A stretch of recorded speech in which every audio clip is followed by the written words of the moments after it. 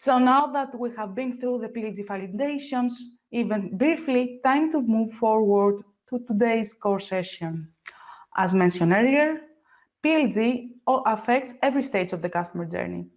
Today, however, we will have the opportunity to go through the first steps you need to take in order to effectively make that transition.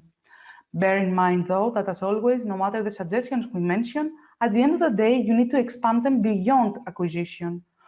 So how can your organization actually get started? Where should you even begin to transform your internal practices and accelerate PLG? Let's take it from the beginning. It's really common to take a specific approach, especially when targeting enterprise customers with setting up outbound campaigns, spending a ton of time and cash, making sure to attract the right prospects, which are followed by a very tailored high-touch approach. Recently, however, this has changed, and SaaS organizations have added way more customer segments to their mix. So maybe you are dealing with startups and you are having really low plans, something that is going to be characterized by a lot of volume, and the fact that you are serving these customers at scale. Maybe you are working with mid-market, which means you employ inside sales rep, and you are running a very high accelerated process to make sure that you are maximizing sales efficiency. And you sell to each of those different customer segments very differently. So maybe you are converting low-touch leads with relatively low ACV, and it doesn't necessarily make sense to spend individual time with them, but nonetheless, it may be a really high volume segment that could be driving value much higher. And you need to improve that motion without cannibalizing sales capacity and without affecting the way you are converting leads with a little bit higher ACV and for whom you can justify a higher touch sales process. So one way of addressing different types of companies is essentially by understanding your sales velocity, which is the number of leads that exist in the sales pool, the average deal size that you can expect to get from those leads, their conversion rates, and the time it takes for you to actually close them. And so when we are looking at self-serve sales, what we are saying is that because we have a much lower deal size, we need to increase the number of leads and their conversion rate significantly. And so when you are thinking about optimizing any kind of sales processes that you have, it's really important to look at these variables and determine where you can have the highest leverage and the highest impact. Some of these elements that we're going to be talking about is how do we actually increase the conversion rate by making sure that we drive people down the funnel and decreasing time to value at the same time.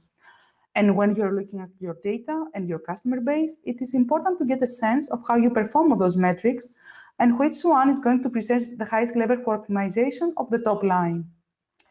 So product-led, low-touch, or self-serve sales, or whichever name you want to give to the process, it is going to be characterized as the converted accounts that the product itself turns into active customers.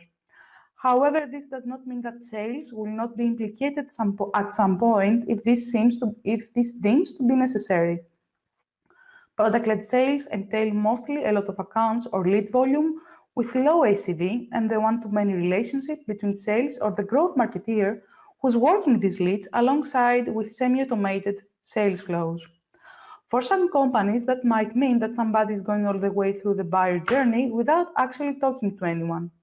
However, this is only one side of the coin.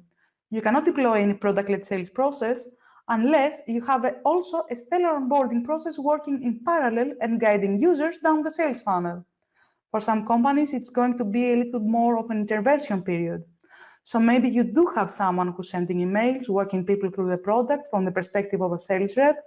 Maybe people are getting all the way down to the point where they have questions about pricing, and that's where you're engaging. But regardless of the way you implement this type of sales, there's a lot we can learn from those processes, which we can then pass into the rest of the sales team. So let's assume that you are running a process that generates about 1,000 inbound leads per month, mostly trial signups.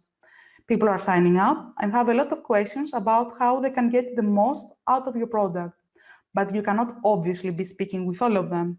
You definitely don't have enough sales reps to be talking to 1,000 of leads per month, or the ACV does not justify your sales time. But let's just assume, just for the sake of the argument here, that 5% of those leads marked as unqualified, are converting without talking to anyone. You would want to know how you can double this conversion rate. And while you think that self-serve only applies to a specific customer segment, many times this cannot be further from the truth. As mentioned earlier, a high-profile lead can choose to enter your ecosystem, evaluate your product, and basically decide that it's going to self-educate himself all the way up to the point of purchase.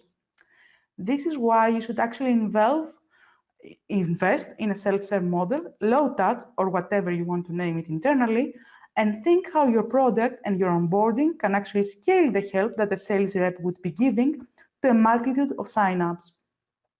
And you want to be very prescriptive in your onboarding journey flavors and show prospects how they can navigate the product and what they should be doing in order to get the most out of it.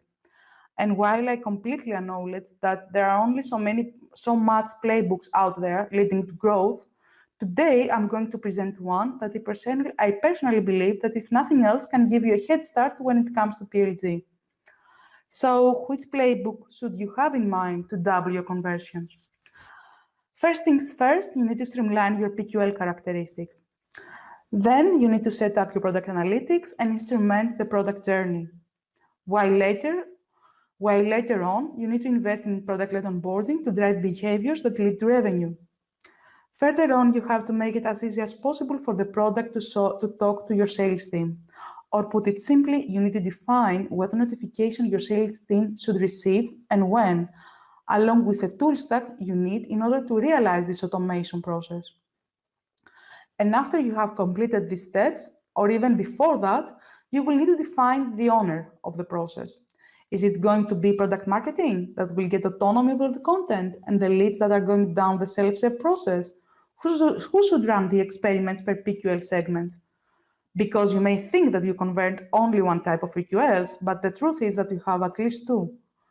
Where will your product ops team get involved to establish some patterns and finalize processes?